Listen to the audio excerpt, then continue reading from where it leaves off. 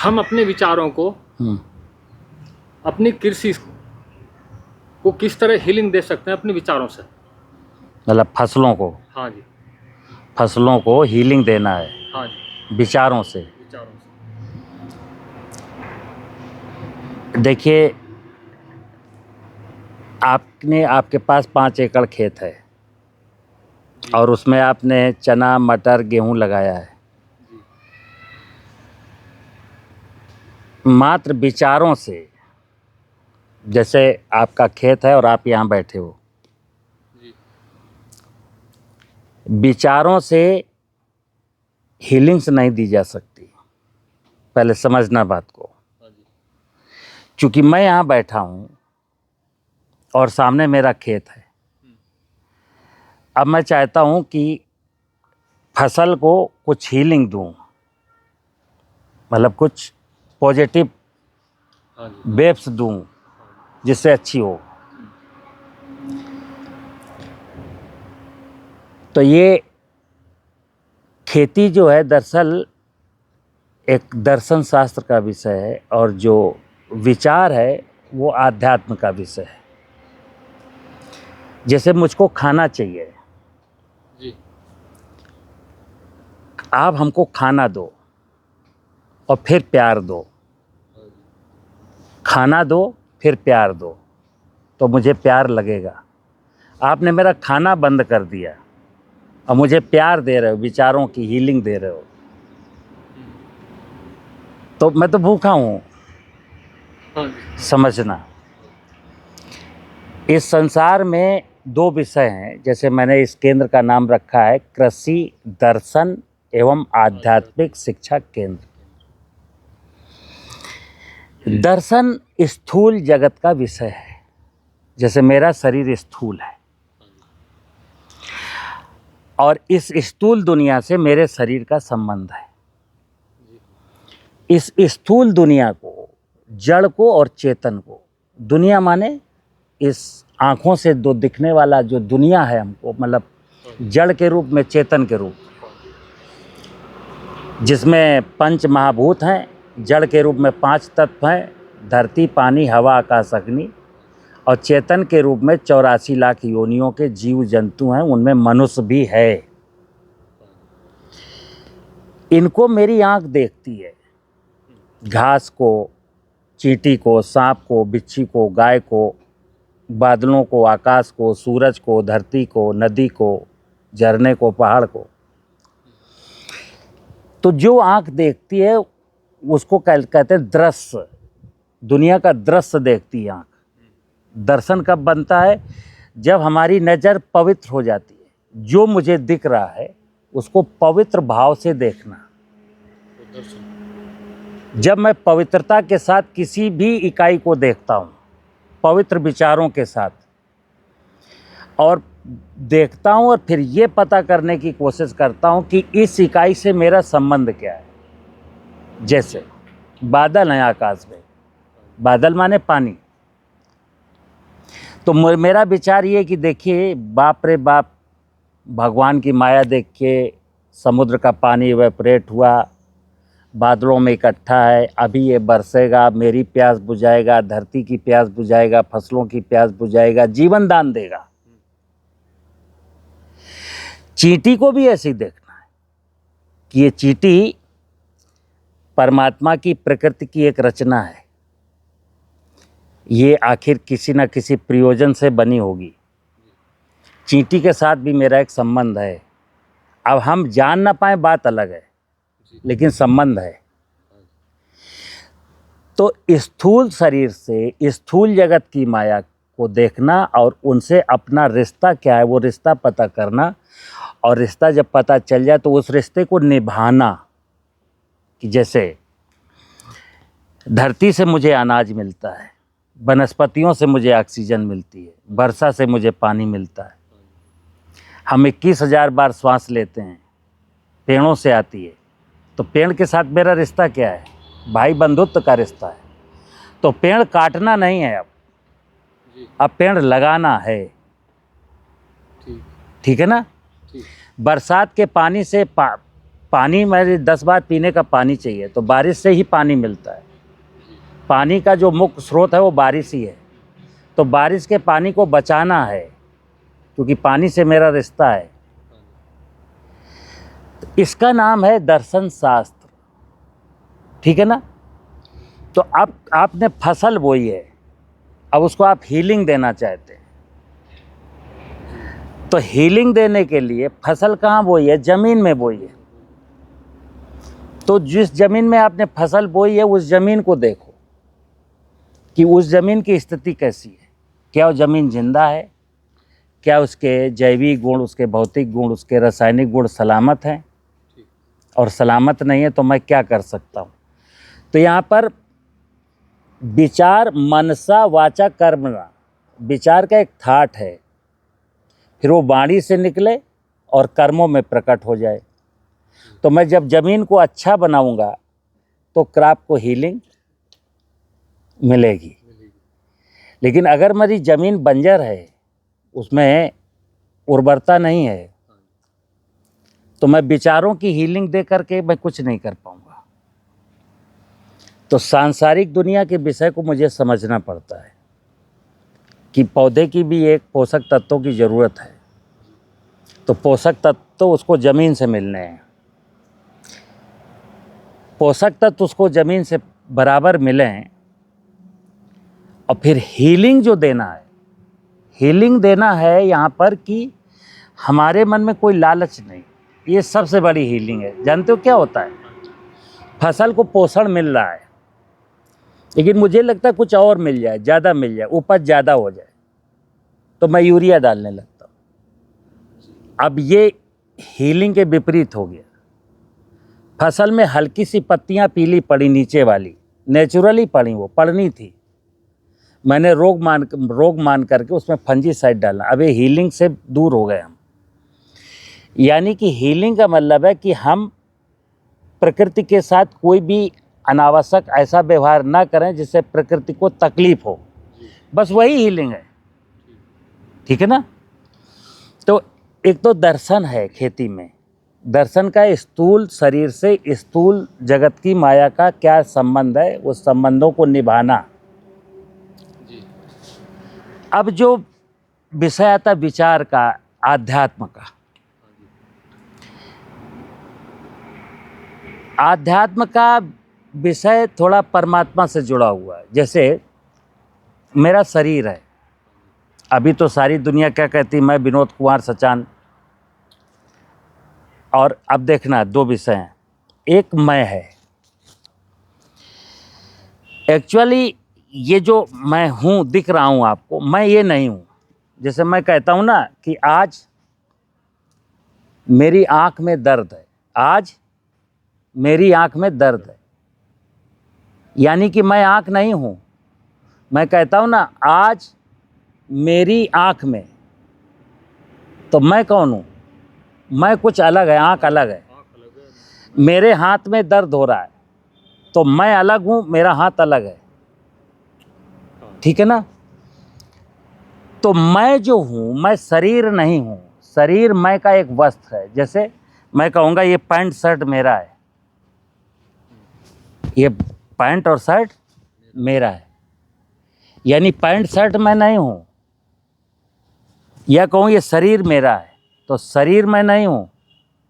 तो जब मैं शब्द आता है तो आध्यात्म का विषय शुरू होता है। आध्यात्म का विषय है कि चूँकि ये जो मैं है मेरे अंदर, आज तक कोई दुनिया का डॉक्टर नहीं पता लगा पाया कि ये जिंदा कैसे है। समझना बात को। ये शरीर जब मर जाता है तो लोग कहते हैं ये मर गया। जैसे दुनिया का सबसे बड़ा झूठ क्या है? मृत्यु। कहते हैं मृत्यु अटल सत्य है, लेकिन मृत्यु दुनिया का सबसे बड़ा झूठ है। यहाँ कुछ मरता ही नहीं है। ये शरीर पंच महाभूत से मिलकर के बना था। पंच महाभूत जिनसे मिलकर बना था वो इसी शरीर में अभी भी है। जब तक इसको जला नहीं दोगे, दफना नहीं दोगे, तब तक ये है। अब ये मर क्यों गया? मरा नहीं है ये जिस मटेरियल से बना था वो मटेरियल आज भी इसमें है। और आत्मा अजर अमर अविनाशी है, आत्मा मरती नहीं है। तो आत्मा ने इस शरीर को छोड़ दिया और किसी अन्य शरीर में धारण होगी। धारण कर लिया। इस आत्मा ने, जो मैं था, मैं किसी दूसरे शरीर में चला गया। ठीक है ना। अब विषय जैसे खेती का लोग करते हैं, खेती में मैं अक्सर कहता हूं, ये बड़ा गूढ़ विषय है। खेती आज लोग लोभ लालच के लिए करते हैं। आध्यात्म में परमात्मा ने कहा है, मतलब जो एक्चुअल विषय है मनुष्य के जीवन का, जैसे सब लोग जानते हैं कि मनुष्य इस धरती पर परमात्मा की सबसे सुंदर रचना है, ये तो कहा जाता है और जानते भी हैं कि मनुष्य इस धरती पर परमात्मा की सबसे, यानी परमात्मा को सबसे ज्यादा प्रिय कौन है? मनुष्य। परमात्मा को मनुष्य प्रिय है, परमात्मा कोई ब्राह्मण प्रिय नहीं है, परमात्मा को कोई ठाकुर प्रिय नहीं है, परमात्मा को कोई नेता प्रिय नहीं है, परमात्मा को कोई जज प्रिय नहीं है, और ना परमात्मा कोई आईएएस प्रिय है, ना परमात्मा को कोई ठेकेदार प्रिय है। सुनना बात को। आज तो दुनिया में मनुष्य है कौन? हम मनुष्य तो हैं नहीं। हम तो विनोद कुमार सचान डिप्टी डायरेक्टर, जब तक मैं ऐसा मानता हूं कि मैं विनोद कुमार सचान हूं और उप कृषि निदेशक हूं, तो आप समझ लीजिए कि अब आप परमात्मा को प्रिय नहीं है, क्योंकि परमात्मा ने ना तो विनोद कुमार सचान बनाया और ना कोई डिप्टी डायरेक्टर पैदा किया, ना कोई नेता पैदा किया, ना कोई माफिया पैदा किया, ना कोई आईएएस। परमात्मा ने तो एक इंसान को जना था। वो इंसान का जो मूल डीएनए है, वो जिस इंसान के अंदर इंसानियत का मूल डीएनए जिंदा है, परमात्मा उसी को प्यार करता है। और आज जो संसार में आपाधापी का माहौल है, करोड़ों रुपया लाखों रुपया जेब में है, उसके बाद भी जीवन में इंसान हंस नहीं रहा है। उसका कारण है कि हंसने का मतलब आनंद में जाना। कौन हंसेगा? जो आनंद में जाएगा। आनंद में कौन जाएगा? जो सच्चिदानंद के पास जाएगा, जो सतचित आनंद का स्वामी है। सतचित आनंद का स्वामी केवल परमात्मा है, जिसका एक अंश हमारे शरीर में। तो मेरे शरीर का जो मैं है तत्व, जो मैं हूं, मेरा मूल परिचय है परमात्मा से। परमात्मा जो सतचित आनंद का स्वामी है। जब मैं परमात्मा के बताए गए निर्देश का अनुसरण करूंगा तो मैं आनंद में जाऊंगा, और जब तक मैं परमात्मा के बताए गए निर्देश का अनुसरण नहीं करूंगा, इस स्थूल जगत की माया में ऐसा खो जाऊंगा कि उससे ये छीन लो, उससे ये छीन लो, उससे ये छीन लो, ये मेरा है, ये मेरा है, ये मेरा है। तो रामायण की एक चौपाई है, जो इच्छा करी हो मन माही, राम कृपा कछु दुर्लभ नहीं। ईश्वर ने कहा है कि हे इंसान, तू मेरी सबसे प्रिय रचना है, और तुझे मैं वचन देता हूं, तू जो इच्छा करेगा तेरी हर इच्छा पूरी करूंगा। अब यहाँ पर उसने ये नहीं कहा है कि तू क्या इच्छा करना। तू धन की इच्छा रखेगा तो तुझे धन मिल जाएगा, किसी पदार्थ की इच्छा करेगा तो पदार्थ मिल जाएगा। लेकिन ध्यान रखना, तुझे आनंद नहीं मिलेगा। आनंद प्राप्त करने के लिए आनंद की इच्छा तो रखनी पड़ेगी, और आनंद की इच्छा का मतलब है कि ये जो भौतिकवाद है आधुनिक दुनिया में, जो मैं विचरण कर रहा हूँ कि कागज़ के नोट आ जाएं, फिर भौतिक संसाधन आ जाएं, वो कहता है कि तू इंसान बन, ये चीज़ें तो मिलेंगी ना, हमने सबको दिया। ये धरती किसकी है भाई? ये इतना बड़ा ग्लोब है, यहाँ 8 अरब पॉपुलेशन है, तो ये धरती में सबका अधिकार है ना। धरती तो उससे बना दी है, कहीं भी चल, कहीं भी बैठ जा, कहीं भी उठ जा, कहीं भी घूम ले, कहीं भी ठहर जा। लेकिन मैं इसको एक टुकड़े को अपना बनाना चाहता हूँ कि ये मेरा है, मेरा केवल मैं ही हूँ, मेरा परमात्मा है, और मेरा यहाँ कुछ नहीं है, मेरा यहाँ कुछ नहीं है। अगर कुछ है तो तू उसका कस्टोडियन है, ठीक है ना। एक सवाल हो, क्या जैसे जीवधारियों को सुख दुख का अनुभव होता है, क्या ऐसा वनस्पतियों को भी सुख दुख का अनुभव होता है? वनस्पतियाँ चेतन हैं। चेतन की दो प्रकार हैं, वनस्पति जगत और जीव जगत। सुनना, ये जो वनस्पतियाँ जितनी भी हैं, जिन कुछ वनस्पतियों को तो आज की तारीख में मैं खरपतवार कहता हूँ। ये आदमी ने कहा है खरपतवार है, खरपतवार नहीं है, ये वनस्पतियाँ हैं। कुछ तुम्हारे यूज की हैं, कुछ दूसरे जीवों के यूज की हैं। जैसे गेहूं तुमको खाना है, बकरी को घास खाना है, तो घास को मैं खरपतवार बोलता हूँ कि नहीं बोलता हूँ? ये खरपतवार गाय भैंस, गाय हिरन ये खाते हैं ना। तो यहाँ जितनी भी वनस्पतियाँ हैं, इसमें सब में जीवन है। और ये कैसा जीवन है? ये माँ है, इसको मैं माँ पार्वती कहता हूँ। मैं कहता नहीं हूँ, ये माँ पार्वती है ही है। जितना भी वनस्पतियाँ हैं सब माँ पार्वती हैं, इनमें भी जीवन है। जैसे छुई मुई का पौधा देखा है, मात्र छूने से मुरझा जाता है। इतना बड़ा पौधा एक जगह टच करो तो पूरा पौधा, पत्तियां मुरझा जाती हैं। उसका क्या कारण होता है जी? सुन तो लो, यहाँ भी संवेदनाएं हैं। जैसे ये वनस्पतियाँ हमारी म्यूजिक भी सुनती हैं, और यहाँ पर भाव है। हम वनस्पति को किस भाव से देख रहे हैं? एक भाव ये है कि ये हमारे लिए खतरनाक है, तो मैं बीडी साइड डाल के मार देता हूँ। एक भाव है कि कितनी अच्छी घास है, इससे बकरी का पेट भर जाएगा। एक भाव ये है कि ये बढ़ जाने दो, फिर ये जब इसकी लाइफ ख़त्म होगी तो यहीं गिर जाएगी, मिट्टी में मिल जाएगी, तो धरती की फर्टिलिटी को बढ़ा देगी। तीन भाव हैं। घास को देख करके एक भाव ये है कि चलो घास काट लेते हैं, अपनी गाय को खिला देते हैं। एक भाव ये है कि गाय अगर नहीं है तो चलो ठीक है, उगी रहने दो, ये भी ईश्वर की एक रचना है, इसका भी यहाँ पर होने का कोई प्रयोजन है। बिना बोए जब जम जानती है तो कोई ना कोई कारण, कोई ना कोई व्यवस्था तो ईश्वरीय ऐसी है कि ये आखिर घासें बार बार क्यों जमती हैं, ठीक है ना। तो ये इसलिए जमती हैं क्योंकि इसमें मैं जिस खेत में खेती करता हूँ, यही घास जब सड़ के यहाँ गिरती है तो यही खेत को मजबूत बनाती है। तो चलो हम बीडी साइड डाल के नहीं मारते। ये जो विचार आया मेरे मन में, ये अच्छा विचार आया, और बीडी साइड डाल के मार देना कि ये मेरी फसल को नुकसान पहुंचाएगी, ये गलत विचार है। क्या प्रस्ताव का?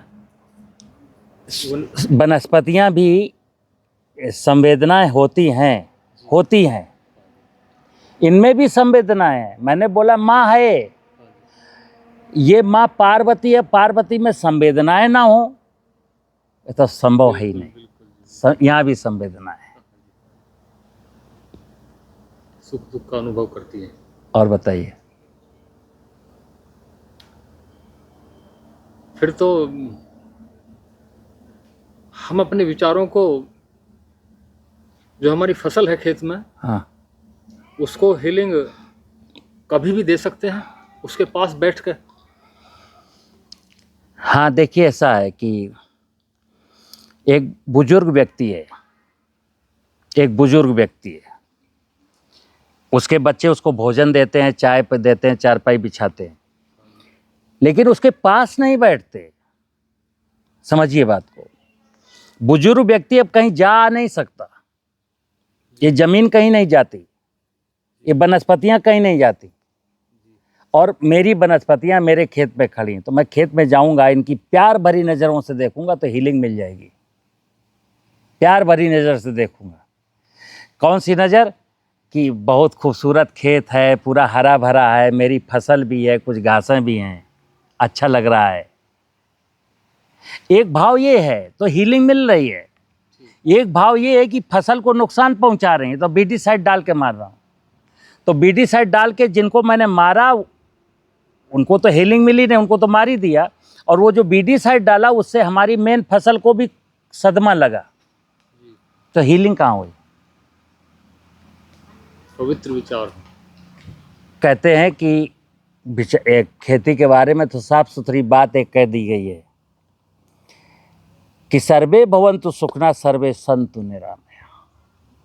हीलिंग क्या है? मेरे एक मन में भाव है कि हे परमात्मा,